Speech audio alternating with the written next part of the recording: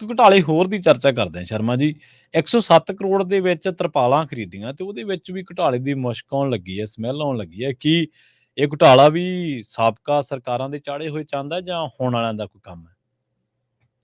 ਇਹ ਦੇਖੋ, ਇਹ ਤਾਂ ਸਰਕਾਰ ਨੇ ਟੈਂਡਰ ਜਾਰੀ ਕੀਤੇ ਨੇ ਕਿ ਤਰਪਾਲਾਂ ਖਰੀਦਣੀਆਂ ਨੇ। ਅਸਲ 'ਚ ਪ੍ਰਵੀਨ ਜੀ ਕੀ ਹੈ ਕਿ ਸਾਡੇ ਜਦੋਂ ਮੰਡੀਆਂ 'ਚੋਂ ਅਨਾਜ ਖਰੀਦਿਆ ਜਾਂਦਾ, ਵੈਸੇ ਤਾਂ ਅੱਜ ਕੱਲ੍ਹ ਅਬਾਨੀ ਅਡਾਨੀਆਂ ਨੇ ਗੋਦਾਮ ਠੇਕੇ ਤੇ ਲੈ ਲਏ, ਸੈਂਟਰ ਵਾਲੇ ਤਾਂ ਸਾਰੇ ਲਗਭਗ, ਹੈ ਨਾ। ਹੂੰ, ਹੂੰ, ਹੂੰ, ਪਰ ਜਿਹੜੇ ਪੰਜਾਬ ਨੇ ਸੰਭਾਲਣਾ ਹੈ ਨਾ, ਮਾਰਕੀਟ ਕਮੇਟੀ ਨੇ ਸੰਭਾਲਣਾ ਹੈ, ਜਾਂ ਮਤਲਬ ਕਿ ਖੁਰਾਕ ਸਪਲਾਈ ਵਿਭਾਗ ਹੈ ਸਾਡਾ, ਉਹਦੇ ਕੋਲ ਜਿਹੜਾ ਅਨਾਜ ਸਟੋਰ ਹੁੰਦਾ ਹੈ, ਹੂੰ, ਉਹਦੇ ਲਈ ਫਿਰ ਜਿਹੜਾ ਖੁੱਲੇ 'ਚ ਪਿਆ ਕਿ ਸਾਡੇ ਕੋਲ ਅਜੇ ਤੱਕ ਤੁਸੀਂ ਇਹ ਦੇਖੋ ਕਿ ਇੰਨੀ ਦੇਰ ਤੋਂ ਅਸੀਂ ਉਹਨਾਂ ਅਨਾਜ ਨੂੰ ਸੰਭਾਲਣ ਦੇ ਲਈ ਪੂਰੇ ਪਰਮਾਨੈਂਟ ਇੰਤਜ਼ਾਮ ਹੀ ਨਹੀਂ ਕਰ ਸਕੇ, ਜਦੋਂ ਕਿ ਸਾਨੂੰ ਪਤਾ ਹੁੰਦਾ ਕਿ ਹਰ ਸਾਲ ਇੰਨਾ ਮਾਲ ਆਉਣਾ।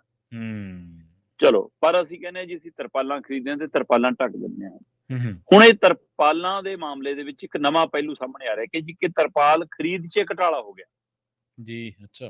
ਕਿ ਤਰਪਾਲ ਤੈਅ ਕੀਮਤ ਤੋਂ ਵੱਧ ਖਰੀਦੀ ਜਾ ਰਹੀ ਆ। ਇਹ ਹੂੰ, ਘੁਟਾਲਾ ਹੈ ਤੇ ਉਹ ਘੁਟਾਲੇ ਦੀ ਜਾਂਚ ਦੇ ਲਈ ਮੁੱਖ ਮੰਤਰੀ ਸਾਹਿਬ ਨੇ ਅੱਗੇ ਅਧਿਕਾਰੀ ਤਾਇਨਾਤ ਕਰਤੇ, ਟੈਂਡਰ ਨੂੰ ਉੱਥੇ ਹੀ ਰੋਕਤਾ, ਠੀਕ ਹੈ। ਖਰੀਦ ਨੂੰ ਉੱਥੇ ਹੀ ਰੋਕਤਾ ਤੇ ਬੇਸ਼ੱਕ ਕੁਝ ਤਰਪਾਲਾਂ ਖਰੀਦੀਆਂ ਜਾ ਚੁੱਕੀਆਂ, ਸਾਰਾ ਕੁਝ ਹੋ ਚੁੱਕਿਆ। ਹੂੰ, 107 ਕਰੋੜ ਦਾ ਟੈਂਡਰ ਜਾਰੀ ਹੋਇਆ ਸੀ, 107 ਕਰੋੜ ਦੀਆਂ ਤਰਪਾਲਾਂ ਖਰੀਦੀਆਂ ਜਾਣੀਆਂ ਤੇ ਉਹਦੇ ਮਾਮਲੇ ਦੀ ਸ਼ਿਕਾਇਤ ਹੂੰ, ਹੂੰ, ਪਤਾ ਲੱਗ ਰਿਹਾ ਕਿ ਮੁੱਖ ਮੰਤਰੀ ਸਾਹਿਬ ਦੇ ਆਪਣੇ ਹਲਕਿਆਂ ਚੋਂ, ਆਪਣੇ ਇਲਾਕਿਆਂ ਚੋਂ ਹੀ ਕਿਸੇ ਆਮ ਆਦਮੀ ਪਾਰਟੀ ਦੇ ਲੀਡਰ ਨੇ ਹੀ ਇਹ ਗੱਲ ਮੁੱਖ ਮੰਤਰੀ ਸਾਹਿਬ ਦੇ ਧਿਆਨ 'ਚ ਲਿਆਂਦੀ ਆ। ਜੀ, ਤੇ ਉਹ ਤੋਂ ਬਾਅਦ ਜਦੋਂ ਜਾਂਚ ਪੜਤਾਲ ਹੋਈ ਤੇ ਉਹ ਕੁਝ ਸ਼ੰਕਾ ਲੱਗਿਆ ਤੇ ਮੁੱਖ ਮੰਤਰੀ ਸਾਹਿਬ ਨੇ ਕਹਿੰਦੇ ਕਿ ਵਿਭਾਗੀ ਅਧਿਕਾਰੀ ਨੂੰ ਇੱਕ ਨੂੰ ਤਾਇਨਾਤ ਕੀਤਾ ਕਿ ਵੀ ਜਾਂਚ ਕਰਾ ਕੇ ਦੱਸ। ਜੀ, ਉਮੀਦ ਹੈ ਕਿ ਘੁਟਾਲਾ ਫੜਿਆ ਜਾਵੇ, ਪੰਜਾਬ ਦਾ ਪੈਸਾ ਬਰਬਾਦ ਨਾ ਹੋਵੇ। ਹੂੰ, ਹੂੰ, ਇਹ ਤੋਂ ਪਹਿਲਾਂ ਕਿ ਮੈਂ ਤਰਪਾਲ ਵਾਲੇ ਪੱਖ ਤੇ ਆਵਾਂ, ਹੂੰ, ਪ੍ਰਵੀਨ ਜੀ, ਮਸਲਾ ਇਹ ਤੋਂ ਵੀ ਵੱਡਾ ਇਹ ਆ ਹੂੰ, ਹੂੰ, ਕਿ ਕੀ ਇਹ ਪਹਿਲੀ ਵਾਰ ਹੈ ਵਰਤਾਰਾ, ਜਾਂ ਇਹ ਇਕੱਲੇ ਤਰਪਾਲ ਤੱਕ ਹੈ, ਜਾਂ ਤਰਪਾਲ ਹਟਾਉਣ ਵਾਲਾ ਵੀ ਇੱਕ ਘੁਟਾਲਾ ਹੈਗਾ।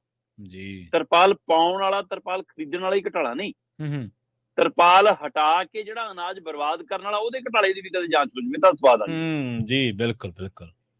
ਪ੍ਰਵੀਨ ਜੀ, ਜਦੋਂ ਮੀਂਹ ਪੈਂਦਾ ਹੈ ਹਾਂਜੀ, ਤਾਂ ਲੋਕ ਆਪਣੇ ਛੱਪਰਾਂ ਤੇ, ਆਪਣੇ ਬਾੜਿਆਂ ਤੇ, ਆਪਣੀਆਂ ਅਨਾਜ ਵਾਲੀਆਂ ਜਿਹੜੀਆਂ ਚੀਜ਼ਾਂ, ਅਸੀਂ ਕੋਈ ਕੁੱਪ ਲਾਇਆ, ਕੁਛ ਲਾਇਆ, ਉਹਦੇ ਪਰ ਵੀ ਤਰਪਾਲ ਤਰਪੂਲ ਪਾਉਂਦੇ ਆ ਕਿ ਭਾਈ ਬਚ ਜਾਵੇ। ਹੂੰ, ਇੱਥੇ ਕਿੰਨੀ ਵਾਰ ਦੇਖਿਆ ਜਾਂਦਾ ਜਦੋਂ ਮੀਂਹ ਆਉਂਦਾ ਤਾਂ ਗੋਦਾਮਾਂ 'ਚ ਪਾਈ ਹੋਈ ਤਰਪਾਲ ਵੀ ਤਾਰ ਦਿੱਤੀ ਜਾਂਦੀ ਹੈ ਕਿ ਮੀਂਹ ਪੈਣ ਦਿਓ, ਹੂੰ, ਜਾਂ ਜੀ, ਸਹੀ ਹੈ। ਸਾਬਤ ਤਰਪਾਲ ਵੀ ਕਿਵੇਂ ਫਟ ਜਾਂਦੀ ਹੈ ਕਿ ਪੈ ਲੈਣ ਦਿਓ, ਅਨਾਜ ਭਿੱਜ ਲੈਣ ਦਿਓ। ਇੱਥੋਂ ਤੱਕ ਕਿ ਕਈ ਵਾਰ ਪੰਜਾਬ 'ਚ ਪਿਛਲੀਆਂ ਸਰਕਾਰਾਂ ਦੇ ਸਮੇਂ ਵੀ ਇਹ ਮਾਮਲੇ ਉਜਾਗਰ ਹੁੰਦੇ ਰਹੇ ਨੇ ਕਿ ਅਧਿਕਾਰੀ ਜਿਨ੍ਹਾਂ ਦੀ ਜ਼ਿੰਮੇਵਾਰੀ ਰਾਖੀ ਦੀ ਸੀ, ਜਾਂ ਜਿਹੜੇ ਚੌਂਕੀਦਾਰ ਰਾਖੀ ਲਈ ਹਾਂਜੀ, ਰੱਖੇ ਸੀ, ਹੂੰ, ਉਹ ਪੈਪ ਲਾ ਕੇ ਵੀ ਪਾਣੀ ਦੇ ਦਿੰਦੇ ਸੀ ਅਨਾਜ ਨੂੰ। ਹੂੰ, ਬਿਲਕੁਲ ਸਹੀ ਹੈ। ਗਲ ਕੇ ਫਿਰ ਹੂੰ, ਟੀਮ ਆਉਂਦੀ ਸੀ, ਇਨਕੁਆਇਰੀ ਹੁੰਦੀ ਸੀ ਕਿ ਜੀ ਇਹ ਅਨਾਜ ਖੁੱਲੇ 'ਚ ਪਏ ਹੋਣ ਕਰਕੇ, ਭਿੱਜਣ ਕਰਕੇ ਗਲ ਗਿਆ। ਹੁਣ ਇਹ ਪਸ਼ੂਆਂ ਦੇ ਖਾਣ ਯੋਗ ਵੀ ਨਹੀਂ ਰਿਹਾ, ਹੂੰ, ਮਤਲਬ ਬੰਦਿਆਂ ਦਾ ਬੰਦਿਆਂ, ਪਸ਼ੂਆਂ ਦੇ। ਫਿਰ ਉਹ ਕਾਗਜ਼ਾਂ 'ਚ ਨਸ਼ਟ ਹੋ ਜਾਂਦਾ ਸੀ ਅਨਾਜ ਜੀ, ਕਿ ਖਤਮ ਹੈ ਜੀ, ਹੁਣ ਖਾਣ ਯੋਗ ਨਹੀਂ। ਪਰ ਉਹ ਹੂੰ, ਬਾਅਦ 'ਚੋਂ ਵਿਕਦਾ ਸੀ ਫਿਰ ਸ਼ਰਾਬ ਦੀਆਂ ਫੈਕਟਰੀਆਂ ਨੂੰ ਹੂੰ, ਕਿ ਠੀਕ ਹੈ, ਖਾਣ ਯੋਗ ਨਹੀਂ ਰਿਹਾ, ਪੀਣ ਯੋਗ ਤਾਂ ਬਣ ਗਿਆ, ਜੀ, ਸੋ ਬਿਲਕੁਲ, ਇਸ ਲਈ ਉਹਨੂੰ ਪੀਣ ਵਾਲਾ ਪ੍ਰਬੰਧ ਕਰੋ। ਸੋ ਉਹ ਇੱਕ ਘਪਲਾ ਹੈ, ਜੀ, ਪੰਜਾਬ 'ਚ ਲਗਾਤਾਰ ਚੱਲਿਆ ਆਉਂਦਾ ਹੈ, ਜਾਂਚ ਹੋ ਲੈਣੀ ਚਾਹੀਦੀ ਹੈ। ਹੁਣ ਆ ਜੋ ਤਰਪਾਲ ਤੇ, ਹੂੰ, ਪਿਛਲੇ ਸਾਲ 700 ਰੁਪਏ ਨੂੰ ਪ੍ਰਤੀ ਤਰਪਾਲ ਖਰੀਦੀ, ਜੀ, ਇਸ ਵਾਰ ਕਹਿੰਦੇ ਜੀ ਰੇਟ 850 ਤੋਂ ਉੱਪਰ ਚਲਾ ਗਿਆ। ਸਭ ਤੋਂ ਸਸਤਾ ਜਿਹੜਾ ਰੇਟ ਆਇਆ ਤਰਪਾਲ ਦਾ, ਹੂੰ, ਉਹ 850 ਰੁਪਏ ਆਇਆ। ਹੁਣ ਬੰਦਾ ਕਹੂਗਾ ਜੀ ਠੀਕ ਹੈ, ਪਿਛਲੇ ਸਾਲ ਨਾਲੋਂ ਮਹਿੰਗਾਈ ਵੱਧ ਗਈ ਜੀ, ਤਾਂ ਤਰਪਾਲ ਦਾ ਰੇਟ ਵੀ ਵੱਧ ਗਿਆ। ਪਹਿਲੀ ਗੱਲ ਤਾਂ ਜੀ ਤਰਪਾਲ ਦਾ ਰੇਟ 150 ਨਹੀਂ ਵੱਧ ਸਕਦਾ ਫਿਰ ਇੱਕ ਸਾਲ 'ਚ। ਜੀ, ਜੀ, 10% 20% ਵੀ ਜੇ ਵਧਾਓ ਤਾਂ ਵੀ, ਹੈ ਨਾ। ਤੇ ਤੁਸੀਂ ਇਸ ਹਿਸਾਬ ਨਾਲ ਹਿਸਾਬ ਲਾਓ ਕਿ ਕਿੱਥੇ ਗਈ ਇਹ ਕਹਾਣੀ। ਸੋ ਇੰਨਾ ਕੀਮਤ 'ਚ ਵਾਧਾ ਨਹੀਂ, ਪਰ ਹਕੀਕਤ ਇਹ ਆ ਕਿ ਤਰਪਾਲ ਬਣਾਉਣ ਲਈ ਜਿਹੜਾ ਮਟੀਰੀਅਲ ਆ ਜੀ, ਉਹ 35 ਤੋਂ 45% ਸਸਤਾ ਹੋਇਆ ਪਿਛਲੇ ਸਾਲ ਨਾਲੋਂ। ਜੀ, ਜੀ, ਬਣਾਉਣ ਵਾਲੇ ਮਟੀਰੀਅਲ ਦੇ ਵਿੱਚ 35% ਤੋਂ ਲੈ ਕੇ 45% ਤੱਕ ਸਸਤਾ ਹੋ ਗਿਆ। ਕੀਮਤਾਂ ਘਟੀਆਂ ਨੇ। ਜੇ ਉਹ ਘਟੀਆਂ ਨੇ ਤਾਂ ਜਿਹੜੀ ਤਰਪਾਲ ਪਿਛਲੀ ਵਾਰ 700 ਦੀ ਮਿਲੀ ਸੀ, ਉਹ ਐਕਚੁਅਲੀ ਸਾਨੂੰ 650, 670, 680 ਦੇ ਗੇੜ 'ਚ ਪੈਣੀ ਚਾਹੀਦੀ ਸੀ। 700 ਥੱਲੇ ਪੈਣੀ ਚਾਹੀਦੀ ਸੀ, ਨਾ ਕਿ 850 ਦੀ। ਤੇ ਇਹ ਜਿਹੜੇ ਵਿਅਕਤੀ ਨੇ ਧਿਆਨ 'ਚ ਲਿਆਂਦਾ, ਉਹਦਾ ਧੰਨਵਾਦ। ਜੀ, ਜੀ, ਹਾਂ, ਹੁਣ ਸਰਕਾਰ ਨੇ ਫਿਲਹਾਲ ਖਰੀਦ ਰੋਕ ਕੇ, ਟੈਂਡਰ ਰੋਕ ਕੇ ਕਿਹਾ ਕਿ ਪਹਿਲਾਂ ਜਾਂਚ ਕਰੋ ਤੇ ਨਹੀਂ ਫਿਰ ਟੈਂਡਰ ਰੱਦ ਹੋਊਗਾ। ਜਾਂਚ ਕਰਨ ਲਈ ਅਧਿਕਾਰੀ ਦੀ ਡਿਊਟੀ ਲਾਈ ਹੈ ਤੇ ਉਮੀਦ ਕਰਦੇ ਆ ਅਧਿਕਾਰੀ ਨਿਰਪੱਖਤਾ ਨਾਲ ਜਾਂਚ ਕਰਨ। ਠੀਕ ਹੈ। ਮੇਰੇ ਧਿਆਨ 'ਚ ਆਉਂਦਾ ਇੱਕ ਸੇਠ ਨੇ ਕਹਿੰਦੇ ਕਿ ਦੁੱਧ ਵਾਲਾ ਬੰਦਾ ਰੱਖ ਲਿਆ ਕਿ ਭਾਈ ਮੈਨੂੰ ਵਧੀਆ ਚੋਮਾ ਦੁੱਧ ਦੇ ਕੇ ਜਾਇਆ ਕਰ ਕਿ ਮੈਂ ਤੇਰੇ ਦੁੱਧ ਦੀ ਤਾਰੀਫ ਸੁਣੀ ਆ। ਤੇ ਦੁੱਧ ਆਉਣ ਲੱਗ ਗਿਆ, ਮਹੀਨਾ 2 ਮਹੀਨੇ ਦੁੱਧ ਵਧੀਆ ਆਇਆ, ਤੇ ਉਹ ਤੋਂ ਬਾਅਦ ਹੌਲੀ ਹੌਲੀ ਦੁੱਧ ਪਤਲਾ ਜਿਹਾ ਹੋ ਗਿਆ, ਥੋੜਾ ਹੂੰ, ਪਤਲਾ ਹੋ ਗਿਆ, ਤੇ ਸੇਠ ਨੂੰ ਸ਼ੱਕ ਪਿਆ। ਉਹਨੇ ਸੇਠ ਨੇ 2-3 ਵਾਰ ਕਹਿੰਦਾ ਨਹੀਂ ਜੀ, ਉਹ ਜੀ ਹੁਣ ਗਰਮੀ ਹੋ ਗਈ ਜੀ, ਮੈਸਾਂ ਜੀ ਉਹ ਦੁੱਧ ਪਤਲਾ ਦਿੰਦੀਆਂ ਜੀ, ਚਲੋ ਚੱਲੀ ਗਿਆ ਕੰਮ। ਸੇਠ ਨੂੰ ਜਦੋਂ ਲੱਗਿਆ ਕਿ ਨਹੀਂ ਕੋਈ ਗੜਬੜ ਆ, ਉਹਨੇ ਇੱਕ ਬੰਦਾ ਰੱਖ ਲਿਆ ਹੋਰ ਪ੍ਰਵੀਨ ਜੀ, ਉਸ ਆਪਣੇ ਦੁੱਧ ਦੇਣ ਵਾਲੇ ਬੰਦੇ ਤੇ ਨਜ਼ਰ ਰੱਖਣ ਲਈ। ਠੀਕ ਹੈ। ਜਿੱਦਣ ਤੋਂ ਬੰਦੇ ਦੀ ਨਿਯੁਕਤੀ ਹੋਈ, ਉਹ ਤੋਂ ਬਾਅਦ ਦੁੱਧ ਹੋਰ ਪਤਲਾ ਹੋ ਗਿਆ। ਹਿੱਸਾ ਉਹਨੂੰ ਪੱਤੀ ਲੱਗਿਆ ਹੋਈ। ਕਿ ਗੜਬੜ ਹੈ। ਉਹਨੇ ਇੱਕ ਤੀਆ ਬੰਦਾ ਰੱਖ ਲਿਆ ਕਿ ਨਾ, ਤੇ ਹੋਰ ਨਜ਼ਰ ਰੱਖ ਲਈ। ਜੀ ਜੀ।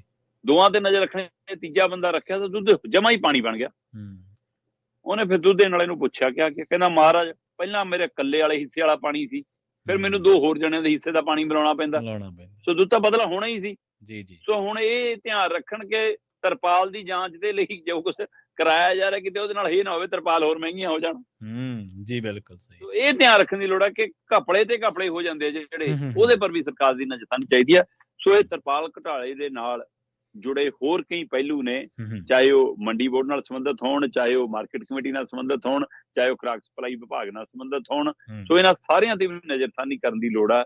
ਤੇ ਦੂਸਰਾ, ਸਰਕਾਰਾਂ ਇਹ ਵੀ ਸੋਚਣ ਕਿ ਅਸੀਂ 70-72 ਸਾਲਾਂ ਦੀ ਗੱਲਾਂ ਕਰਦੇ ਹਾਂ, 70-72 ਸਾਲਾਂ ਦੇ ਵਿੱਚ ਅਜੇ ਤੱਕ ਅਨਾਜ ਸੰਭਾਲਣ ਦੇ ਹੀ ਸਹੀ ਪ੍ਰਬੰਧ ਕਿਉਂ ਨਹੀਂ ਹੋ ਪਾਏ, ਇਹਦੇ ਪਰ ਵੀ ਸਰਕਾਰ ਗੌਰ ਕਰੇ। ਅਸੀਂ ਨਹੀਂ ਕਹਿੰਦੇ ਕਿ ਸਰਕਾਰ ਨੇ ਪੌਣੇ 2 ਸਾਲ 'ਚ ਪ੍ਰਬੰਧ ਕਰ ਦੇਣਾ ਸੀ, ਜੇ ਪਹਿਲੀਆਂ 70-72 ਸਾਲਾਂ 'ਚ ਨਹੀਂ ਕਰ ਸਕੀਆਂ ਤਾਂ ਇਹਦੇ ਲਈ ਉਹ ਜ਼ਿੰਮੇਵਾਰੀ ਨਹੀਂ, ਸਗੋਂ ਇਹਨਾਂ ਨੂੰ ਤਾਂ ਲਿਆ ਕੇ ਮਾਮਲੇ ਦੀ ਜਾਂਚ ਵਿੱਢੀ ਆ ਤਾਂ ਚੰਗੀ ਗੱਲ ਆ।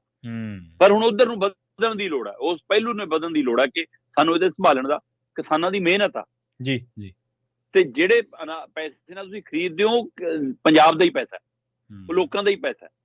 ਸਰਕਾਰਾਂ ਆਪਣੇ ਪੱਲਿਓਂ ਪੈਸੇ ਨਹੀਂ ਲਾਉਂਦੀਆਂ, ਕੋਈ ਲੀਡਰ ਆਪਣੇ ਪੱਲਿਓਂ ਨਹੀਂ ਲਾਉਂਦੇ। ਇਸ ਲਈ ਉਸ ਮਿਹਨਤ ਦੀ ਔਰ ਉਸ ਪੈਸੇ ਦੀ ਕਦਰ ਕਰਨੀ ਆਉਣੀ ਚਾਹੀਦੀ ਆ। ਔਰ ਜਿਹੜੇ ਅਧਿਕਾਰੀ ਮੁਲਾਜ਼ਮ ਨੌਕਰੀਆਂ ਕਰਦੇ ਨੇ ਇਹਦੀ ਸੰਭਾਲਣ ਲਈ, ਉਹਨਾਂ ਨੂੰ ਪੁੱਛਣਾ ਚਾਹੀਦਾ ਕਿ ਜੇ ਅਨਾਜ ਖਰੀਦਿਆ ਜਾਂਦਾ ਹੈ, ਜੇ ਖਰੀਦ ਉਪਰੋਕਤ ਚੱਲਦੀ ਆ, ਤਾਂ ਤੁਹਾਡਾ ਘਰ ਚੱਲਦਾ ਹੈ, ਤਾਂ ਤੁਹਾਡਾ ਰੁਜ਼ਗਾਰ ਹੈ। ਜੇ ਕੱਲ ਨੂੰ ਮੰਡੀਆਂ ਦੇ ਭੋਗ ਪੈ ਗਿਆ, ਤੁਹਾਡਾ ਰੁਜ਼ਗਾਰ ਪਹਿਲਾਂ ਜਾਣਾ। ਇਸ ਲਈ ਇਮਾਨਦਾਰੀ ਨਾਲ ਆਪਣੀ ਡਿਊਟੀ ਜ਼ਰੂਰ ਕਰਨ, ਤਾਂ ਇਹ ਮਸਲੇ ਹੱਲ ਹੋ ਸਕਦੇ। ਜੀ।